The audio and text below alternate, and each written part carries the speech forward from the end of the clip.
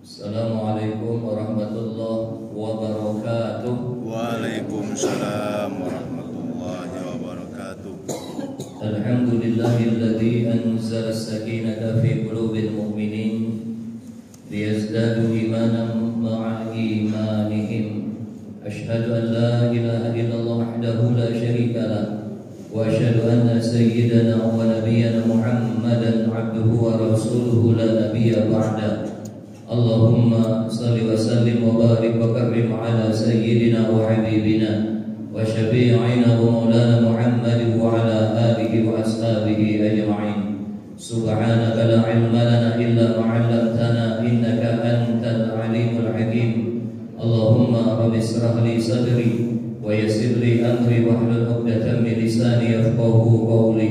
Raditu billahi rabba wa bil islami dina wa bi Muhammadin nabiyya wa rasulah ma ba'da. Yang kami hormati dan kami muliakan Ketua Pengurus, jajaran pengurus beserta jamaah Masjid Raya, orang tua kami, ayahanda ibunda kami, bapak-bapak, ibu-ibu, saudara-saudari kami, adik-adik kami yang besar tak kami himbau semua kita gelarnya, yang hadir tak dapat juga kami sebut nama kita satu persatu. Insyaallah semua kita dimuliakan Allah Subhanahu wa taala.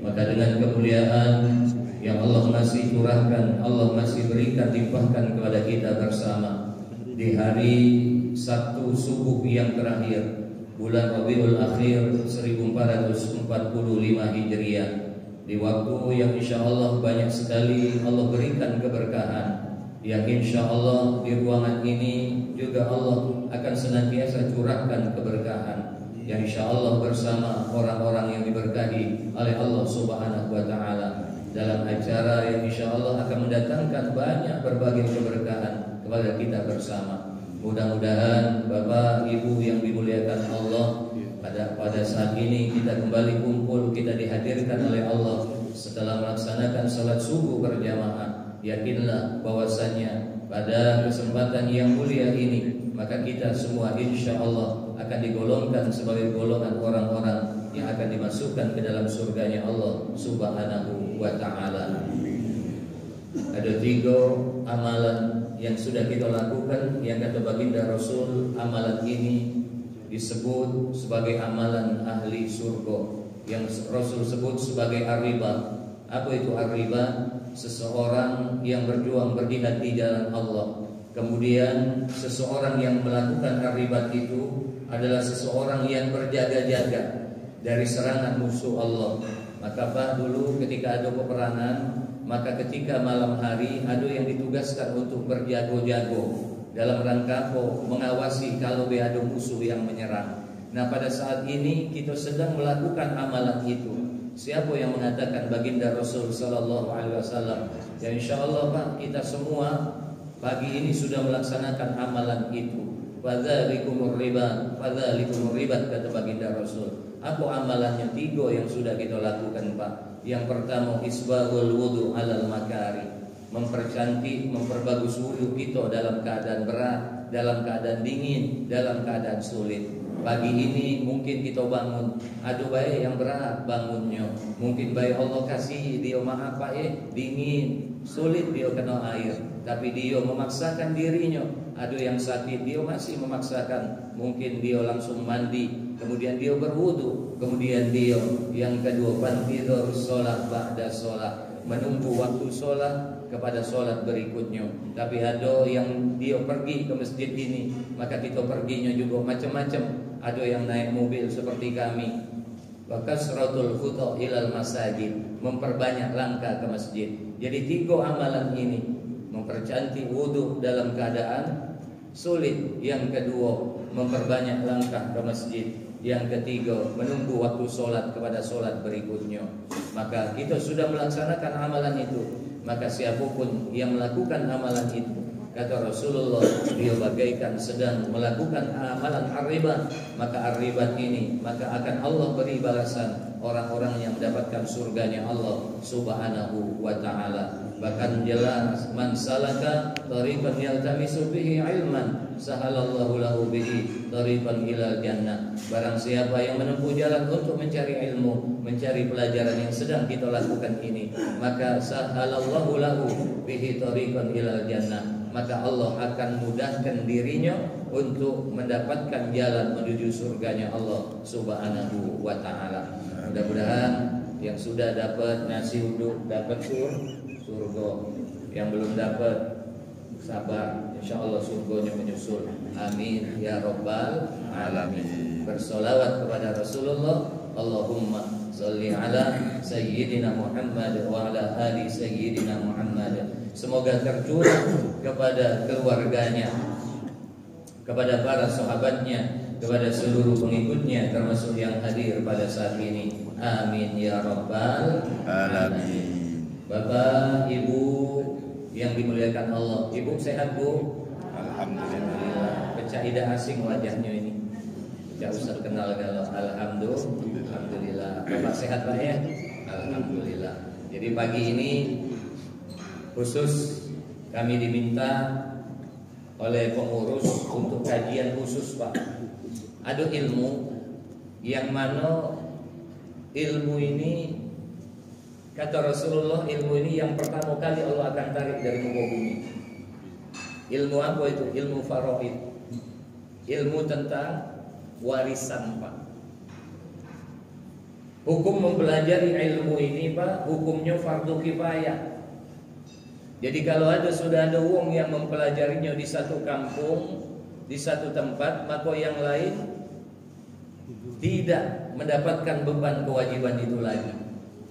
Tapi persoalannya, meskipun ilmu ini fardu kifayah, tapi pelaksanaannya fardu ain Pak. Pelaksanaan ilmu ini fardu ain.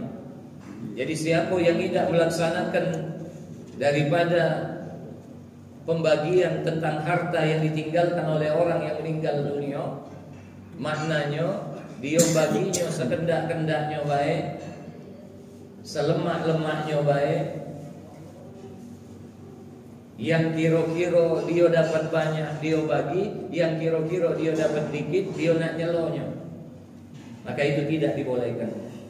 Dan sejarah turunnya ayat-ayat tentang faraid ini Pak, bahwasannya dulunya itu orang membagi waris itu kadang sesuai dengan akalnya Pak. Kadang seumpama nih sejarah Pak, sejarah ilmu waris ini. Dulu pada zaman Arab jahiliyah, yang namanya wong berbagi waris itu boleh bersepakat Pak. Seumpama nih, saya dengan si Yoki sudah berkawan lama Pak. Rasanya seperti saudara. Nah kemudian kami berikrar, siapapun yang meninggal di antara kami akan mewariskan harta kami dengan dia, walaupun kami tidak kati hubungan darah Pak. Bahkan dulu itu ada juga bahwasannya anak angkat itu mendapat warisan dari bapak dan ibu angkatnya. Kemudian ada lagi Bu, dulu maaf kalau ada ibu-ibu yang ngomong apa bagian kami sedikit dibanding bapak-bapak, tadi kami jelaskan. Tapi ternyata apa sejarahnya dulu, yang namanya ibu-ibu itu tidak pernah dapat warisan dulu. Bahkan kalau ada yang meninggal wong tuanya, anaknya itu masih kecil, maka anak yang masih kecil itu tidak dapat warisan Pak. Dulu. Bahkan di awal-awal ketika baru baginda Rasul mempersaudarakan di antara kaum Muhajirin dan Ansor, maka pada saat itu oleh karena bersaudara itu, maka pada saat itu juga pernah dilakukan Pak, bahwasanya oleh karena dia bersaudara maka dia saling waris mewarisi. Tapi kemudian Allah cut semuanya itu. Allah tidak perbolehkan. Kenapa? Karena apa Pak? Karena sesungguhnya waris mewarisi ini ada asbab-asbab. Yang paling penting adalah asbab karena dia ada hubungan darah. Darah dari mana Pak? Dari hasil perkawinan kedua wong tua.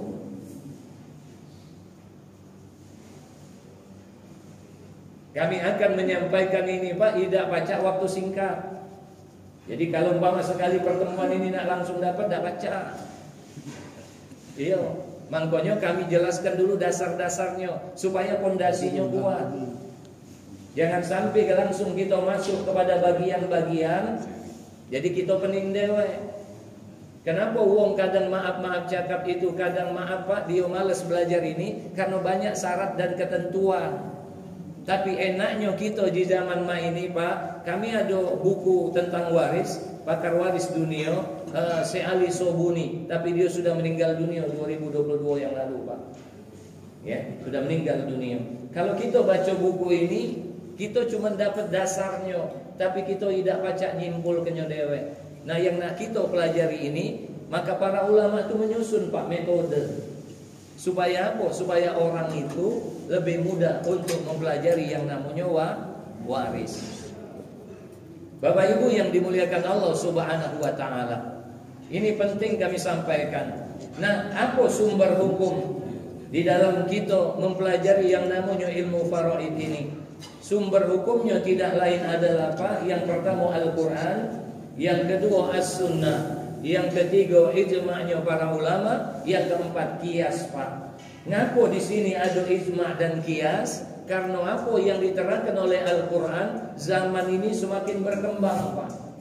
Betul kan?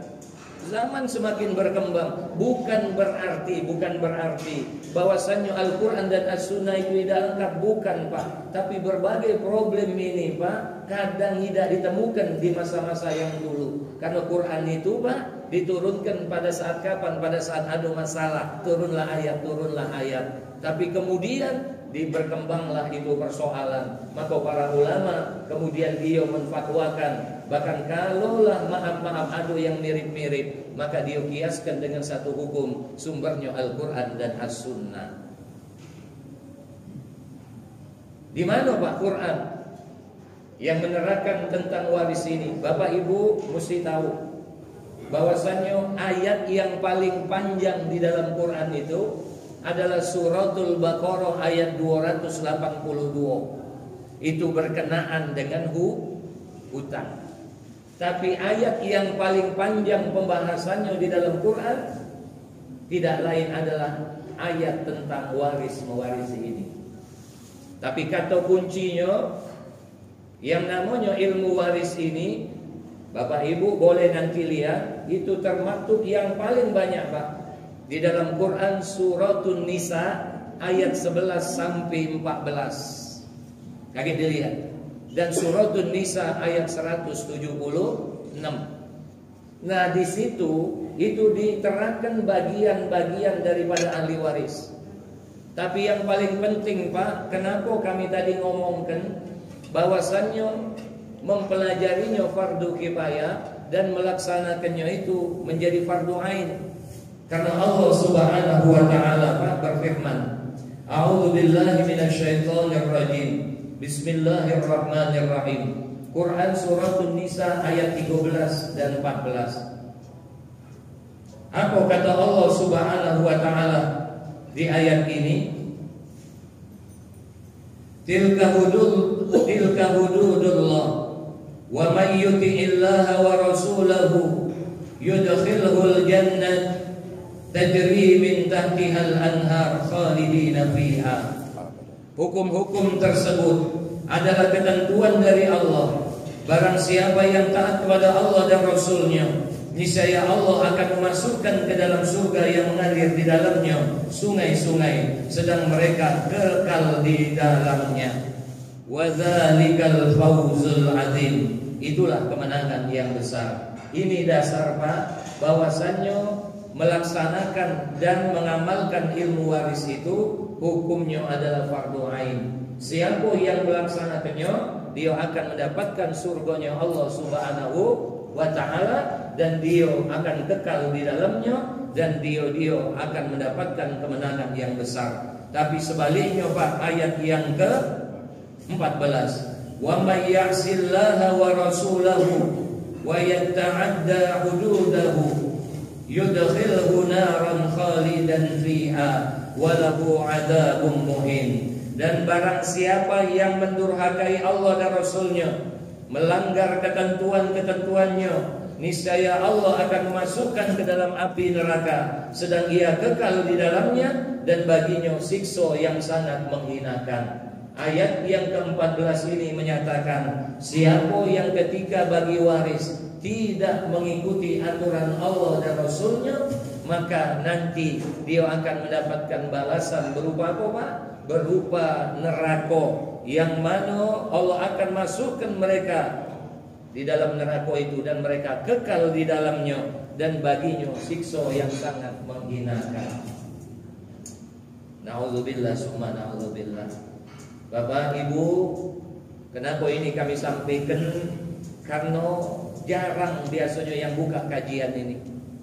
Dan kajian-kajian seperti ini kadang kita anggap sepele. Sehingga apa Bapak yang dimuliakan Allah? Sehingga di dalam masyarakat, oleh karena jarang ada yang buka kajian-kajian seperti ini, kadang masyarakat itu awam, Pak. Tentang apa? Tentang atirka. Apa itu atirka? Harta yang ditinggalkan oleh wong yang sudah meninggal dunia. Sehingga apa? Sehingga kadang mereka bagi waris itu kadang sepakat-sepakat baik.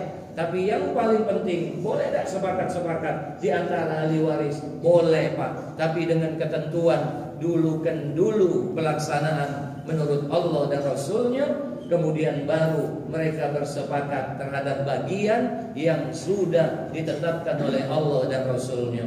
Supaya apa, Pak? Supaya di sini masing-masing pihak yang bermusyawarah, dia tahu bagiannya secara syariat, dia tahu bagiannya secara hukum Allah dan Rasulnya. Kemudian oleh karena dia sudah tahu berapa bagiannya, kemudian barulah dia bersepakat untuk apa? Mungkin salah satunya untuk berbagi rata dengan warisan itu. Supaya apa, Pak? Supaya mungkin yang laki-laki tahu, oh bagiannya 500 juta seumpama, dikasihkan dengan kakaknya atau adiknya yang perempuan. Kadang kalau dia belum tahu, Pak, mungkin dia ngomong, iya bagi-bagi baik, tidak apa-apa bagi rata. Tapi mungkin baik, Pak, begitu dia tahu jumlahnya berubah pikiran. Ya kan bisa itu, Pak, maaf. Benar kan? Makanya diterangkan dulu menurut hukum Allah dan Rasulnya, baru kemudian mereka bersepakat. Setelah ada kesepakatan, maka warisan itu boleh, Pak, boleh dia bermusyawarah untuk membagi. Mungkin ada yang dikasihnya lebih, atau maaf mungkin diantaranya mereka sepakat baik bagi rata, tapi dengan syarat dan ketentuan. Waris yang boleh dibagi rata ataupun bermusyawarah, Pak, maka waris itu yang pertama syaratnya tidak ada ahli waris yang tidak ridho. Seluruh ahli warisnya sepakat bahwasanya itu untuk dibagi rata. Yang kedua, yang jelas, Pak, bahwasanya di antara ahli warisnya itu idakati anak-anak yang belum bisa berpikir, anak-anak yang belum bisa dewasa, anak-anak yang belum bisa menentukan pilihannya. Maka kalau ada dua syarat ini, kalau ada ketentuan yang dua ini, maka yang namanya bagi rata dan musyawarah itu tidak diperkenankan. Kenapa? Karena di antara ahli waris itu ada yang tidak setuju dengan cara itu, dan ada ahli waris yang belum bisa memberikan apa, Pak? Memberikan pikirannya, memberikan idenya, sarannya terhadap harta yang dia dapat dari kedua wong tuanya. Selanjutnya, panjang. Ya biar paham dulu, Pak. Iya kan? Bapak, kalau kami langsung masuk ini, Bapak mah ini baik. Apalah uji Ustadz ini. Sebab mendapatkan waris. Nah ini ada asbabnya, Pak. Makanya dulu kan tidak baca mentang-mentang dia lah berkawan lama, dia lah berikrar, tidak baca. Sebab mendapatkan waris yang pertama kekerabatan. Kekerabatan. Saudara dengan saudara sekandungnya, ya, dengan pamannya dan lain sebagainya, itu kekerabatan. Yang kedua, pernikahan yang sah. Pernikahannya sah. Sah secara apa? Secara agama. Tapi memang kalau dia kepengen maaf dalam hukum positif, ketika mereka kepengen yang namanya penyelesaian waris, harus sahnya secara negara. Dibuktikan dengan apa, Pak? Pernikahan itu ada yang namanya surat nikah atau buku nikah. Maka itu syarat bisa diselesaikan secara apa, Pak? Secara hukum positif. Karena hukum positif juga sekarang ini namanya kompilasi hukum Islam. Dia sudah mengadopsi hukum Islam. Di mana tempatnya? Di pengadilan agama, Pak. Maka di situ bisa diselesaikan. Tapi ada syaratnya. Syaratnya itu pernikahannya bisa ditunjukkan dengan bukti yang sah. Yang ketiga, membebaskan budak. Nah, ini dah kata lagi. Dulu seorang budak itu kalau dia punya harta, maka harta itu akan diberikan kepada siapa? Kepada tuannya. Kepada tuannya. Dah kita dah bahas itu. Kemudian sebab terhalang mendapatkan warisan. Jadi ada, Pak, yang menghalangi seseorang itu ketika ada orang tuanya meninggal dunia, dia terhalang mendapat warisan. Yang pertama, dia seorang budak, tapi ini dah kami lagi. Yang kedua, dia seorang kafir. Seumpama mana? Seumpama emak bapaknya muslim, kemudian ada anaknya yang murtad. Dia beragama lain, maka anaknya yang murtad itu waktu mak bapaknya meninggal, anaknya itu tidak mendapat warisan dari kedua orang tuanya. Pun sebaliknya. Mana sebaliknya? Kalaupun juga anaknya yang muslim, orang tuanya yang kafir, maka orang tuanya juga tidak mewarisi harta anaknya. Ada yang ketiga, siapa dia? Pembunuh. Apa makna pembunuh, Pak? Kalau seumpama dia merasa dia buntu niat, wong tuanya kaya, tapi dia butuh duit, wong tuanya dah menjuk, supaya dia ada duit, naudzubillah, akhirnya apa, Pak? Akhirnya dibunuhlah. Maaf, wong tuanya. Atau dia seorang cucu, karena kakeknya megang warisannya, maka dibunuhlah kakeknya. Nah, orang yang membunuh yang punya warisan ini, maka dia tidak akan mendapat bagian dari harta warisannya. Tapi pun juga itu mesti apa, Pak? Mesti ditetapkan oleh pengadilan.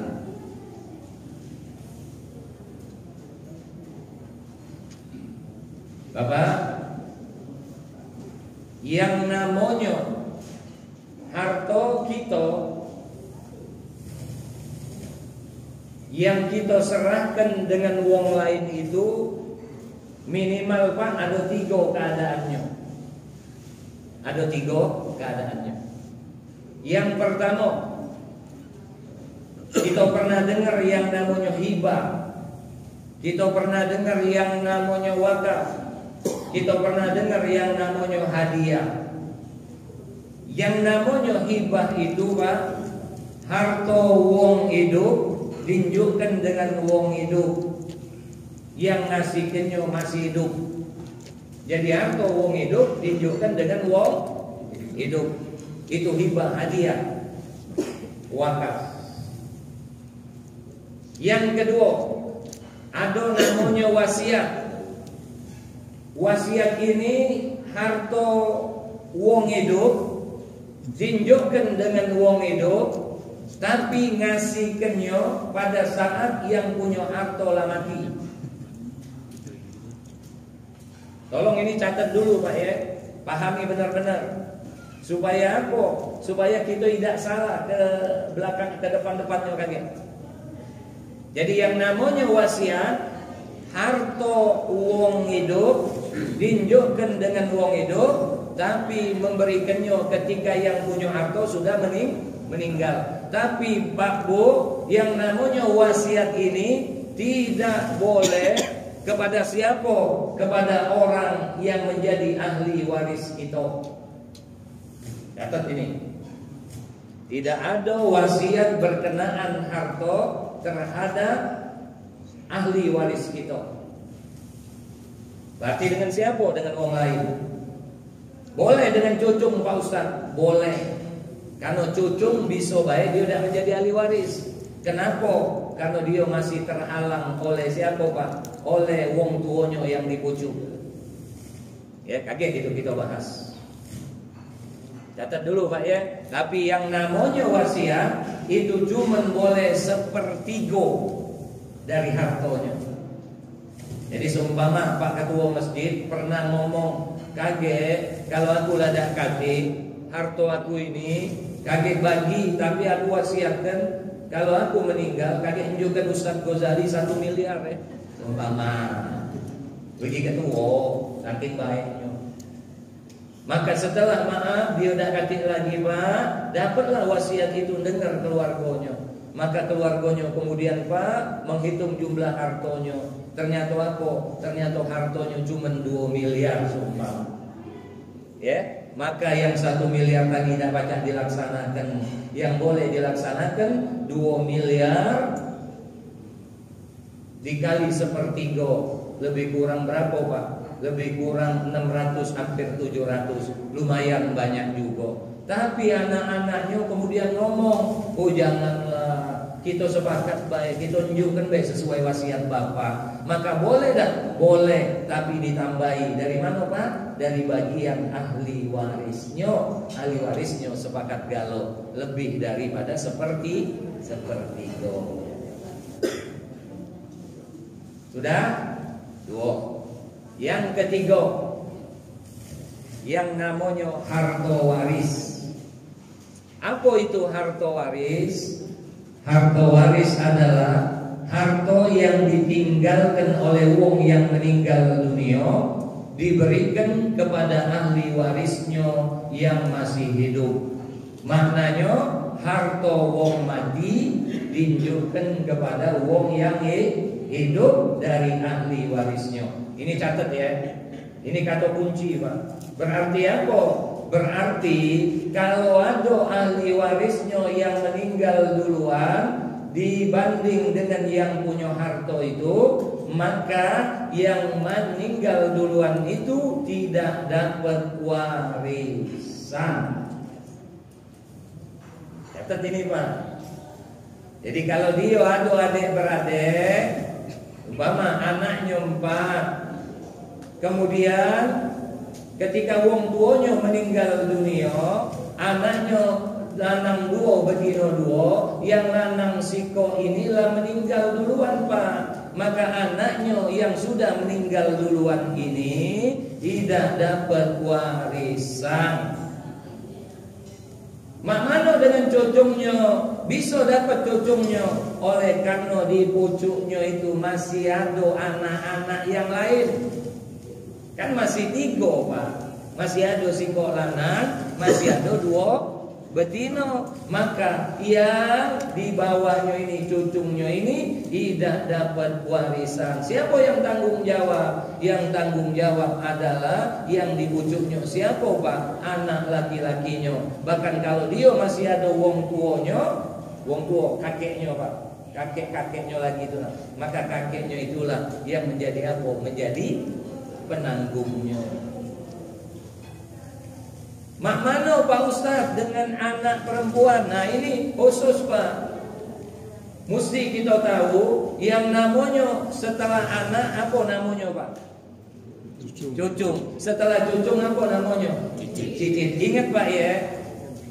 Cucung yang dapat itu cuman cucung dari anak lanang. Bu, anak lanang. Jadi kalau lu madu anak lanang, ya, lu madu anak lanang segera cari. Ya mana caranya? Ya. Jadi yang namanya cucung itu cuma dari anak lanang. Jadi kalau anak perempuannya meninggal duluan, berarti apa? Berarti cucung dari anak perempuan itu tidak dapat. Ngapa tidak dapat Pak Ustaz? Karena dia yang nanggung siapa? Yang nanggung suami anaknya itu. Karena seorang laki-laki itu menanggung nafkah istri dan anak-anaknya. Nah sekarang ibu pun bertanya, Pak Ustaz, ngapa? Kalau yang namanya warisan itu Kami ini dapatnya lebih sedikit, kenapa?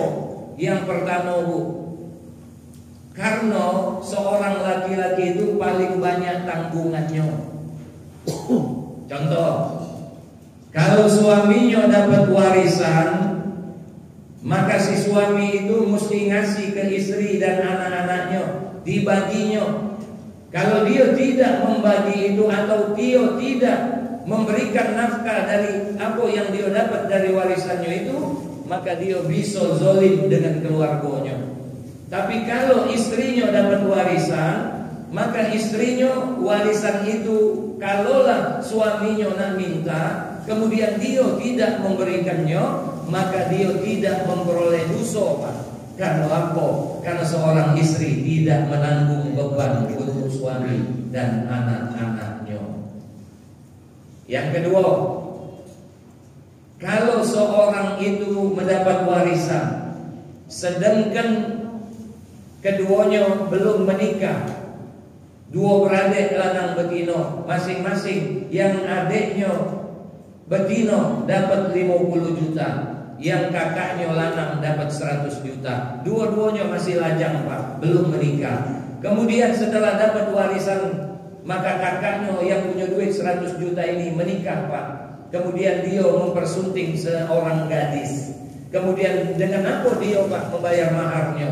Dia membayar maharnya dengan duitnya itu yang 100 juta. Setelah dibayar kegawaan segala macam, mahar segala macam, Pak, akhirnya duit 100 juta habis. Akhirnya menikahlah dia. Tidak lama dari situ adiknya yang betina juga menikah, punya duit 50 juta. Oleh karena dia perempuan, maka dia akan mendapatkan apa, Pak? Akan mendapatkan mahar, akan mendapatkan segala macam dari siapa? Dari calon suaminya. Maka dapatlah dia duit sama, Pak, 100 juta. Yang kakaknya tadi duitnya sudah habis, yang adiknya tadi duitnya jadi berapa? 150 juta. Maknanya apa? Kami tanya dengan ibu, banyak lanang apa banyak betina? Banyak lanang. Banyak betina lah. Yang kakaknya lah nak kasih duit lagi, yang adiknya duitnya nambah. Nah, jadi kita sudah tahu ya. Jadi kalau ibu ngomong, aku nak bagi warisan dengan anak-anak aku, ingat Bu, syarat waris itu, rukun waris itu ada 3. Tapi sebelum kami sampaikan itu, Pak, jelas di dalam Quran surah An-Nisa 11-12, jangan dulu dibagi waris sebelum engkau menunaikan wasiat dan hutangnya. Ya, ini kenapa penting, Pak? Kenapa penting tentang wasiat dan hutang? Karena sesungguhnya inilah yang menyangkut dengan apa, Pak? Menyangkut dengan manusia yang lain yang masih hidup. Tapi kalau di antara wasiat dan hutang kemudian didapatkan hartanya itu tidak mencukupi untuk membayar keduanya, maka para ulama, Pak, memberikan fatwa, maka yang didahulukan itu adalah hutang. Karena apa? Karena hutang itu sangkut pautnya tentang pinjam meminjam, tentang harta wong lain, Pak, harta yang dipinjam dari wong lain, maka itu mesti dibayarkan dulu. Jadi sebelum dibagikan waris, maka harta itu yang pertama, Pak, apapun keperluan si mayit dalam hal ketika dia sebelum meninggal dan meninggal dunia, maka urusannya diselesaikan dulu dengan hartanya. Contoh, dia sakit di rumah sakit, memberikan dari hartanya. Contoh, untuk penguburannya, untuk pengkafanannya, untuk fardu kifayahnya, diambilkan dari hartanya. Kemudian yang kedua, kalau dia punya hutang, maka dibayarkan dulu seluruh hutangnya. Tapi hutang di sini bisa baik sangkut pautnya dengan manusia. Tapi bisa hutang ini maknanya hutang dia terhadap hartanya kepada Allah Subhanahu wa taala. Karena dia wong berduit, dia wong kaya, maka dia, Pak, mesti membayar zakat mal. Zakat malnya sudah jatuh tempo karena sudah masuk haul dan nisabnya. maka anak-anaknya ahli warisnya mesti membayarkan hutang kepada Allah itu, dibayarkan, ditunaikan zakat malnya.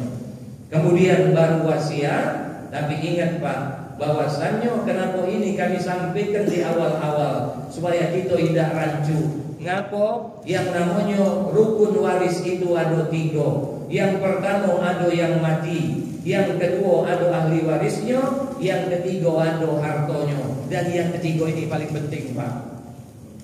Iya, ada harta. Sebab bisa bayar ada meninggal, ada ahli warisnya, tapi setelah ditunaikan wasiat hutangnya, setelah ditunaikan haknya Allah zakat malnya, setelah dihitung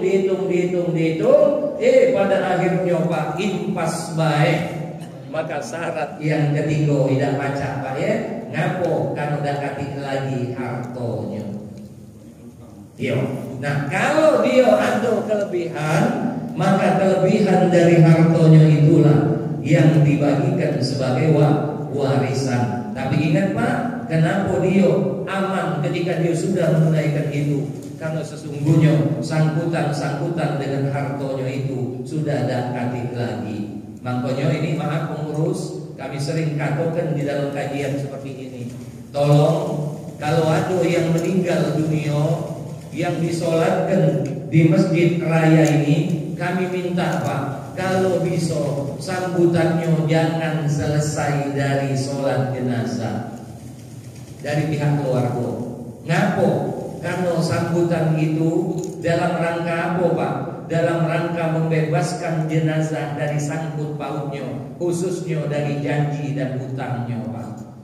Kaki pihak keluarga kan ngomong Pak, Bapak Ibu, kalau wong tuaku ada hutang piutang, maka tolong jangan lagi si kata sambutan itu ngomong hubungi pihak keluarga Pak, jangan.